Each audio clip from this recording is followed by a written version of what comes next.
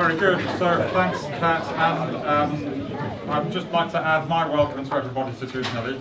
This is going to be a challenge for me because I do like rabbiting on, and I've got now less than 6 minutes to go.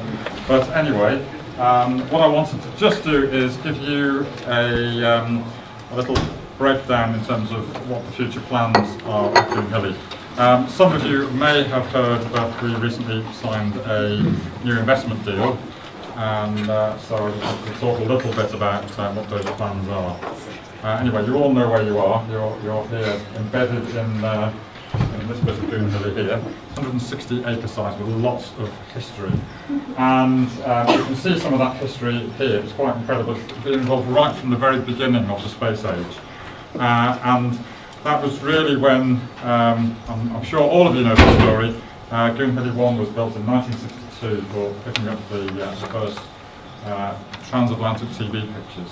And since then, Goonhilly has been involved in really the setting up and establishment of all of the major world satellite communication systems, including, and I'll touch on in a minute, the establishment of this thing, the internet. So, we came into existence around about 10 years ago as a small company. Started off with one person. We've now grown to 23 people, and we're planning over the next year to recruit another 70. So we've had quite a rapid growth period. I'll talk a little bit about what's happened. But the history of why we as a small company took over Goonhilly really is about the change in technology. And you can see here's Telstar up here, this little tiny satellite, and that got replaced over the years by bigger and bigger satellites. This thing's tumbling around in the sky and really has only got one solar panel pointing towards the sun. Whereas the big satellites, the whole satellite bus is gyro-stabilized, so it can point all of its solar panels to the sun all the time. And that means that the satellites have become more powerful. And it also means then that these huge antennas that were built back in the 70s and the 60s really became redundant. And as the satellites became more powerful, the dishes on Earth became smaller and smaller. So now, typically, you can run a modern commercial satellite ground station with one of these small dishes. So that was a challenge really for BT's business model, but we thought we could do something different here, and we looked as a small team, could a small company take on a big site like Goonhilly, and we thought we could do it if we really look at different revenue streams. So we've gone from everything from the commercial satcom, more exciting things like tracking satellites, medium-sized dishes, and then doing things like deep space and radio astronomy with the very large dishes.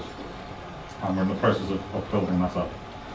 So with our new investment, we've really now got a completely funded plan to develop really 6 areas of the business. And I'm just going to very quickly whiz through these. And so they are near space commercial satellites. So we've been building more antennas here to do commercial SATCOM.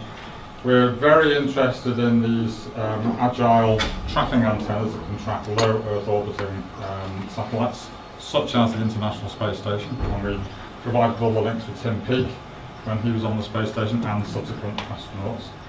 And that then really leads into what's happening with Spaceport at Newquay.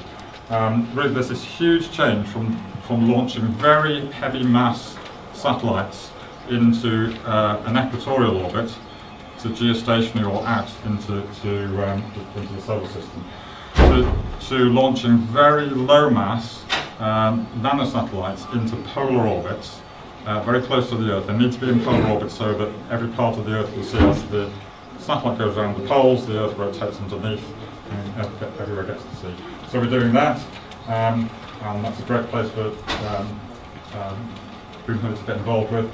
We've picked up this very big contract now to become part of the Deep Space Network with ESA, and that then means that we can launch exciting missions like Lunar Pathfinder with satellites, and eventually create an internet in space, our aim.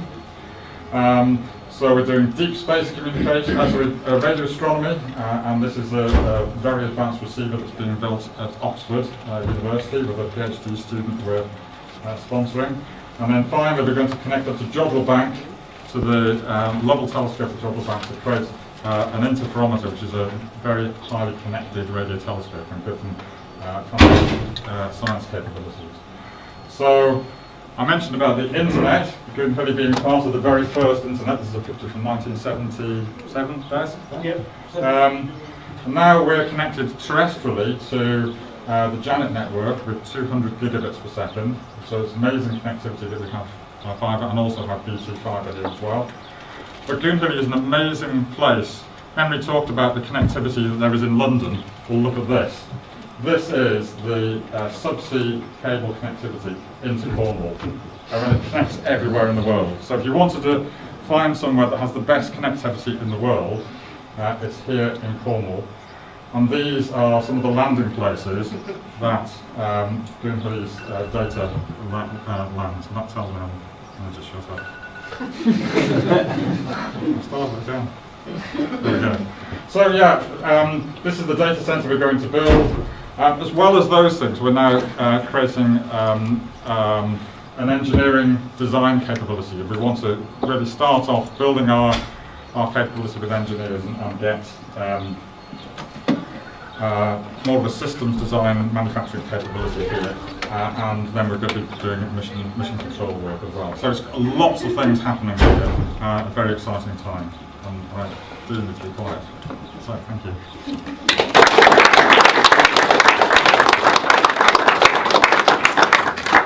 Thank you, Ian.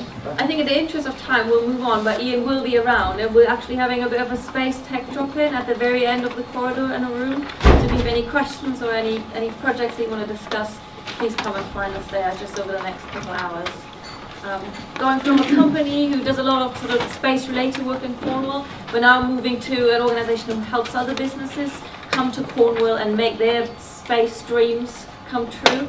And I'll hand over to Gail, and she's going to be